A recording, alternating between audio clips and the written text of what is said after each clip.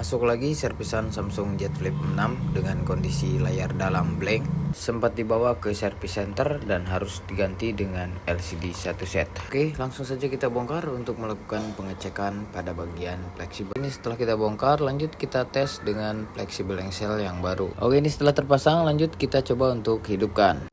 Dan ternyata LCD kembali tampil. Lalu kita tes untuk bagian touchscreen-nya apakah berfungsi normal atau tidak. Setelah dites semua berfungsi dengan normal, lanjut kita konfirmasi kepada pemilik untuk melakukan pergantian pada bagian fleksibel engsel. Untuk proses pergantian fleksibel biasanya memakan waktu 2-3 jam. Ini di hasilnya layar handphone kembali berfungsi dengan normal, yang pastinya harga bisa jauh lebih murah.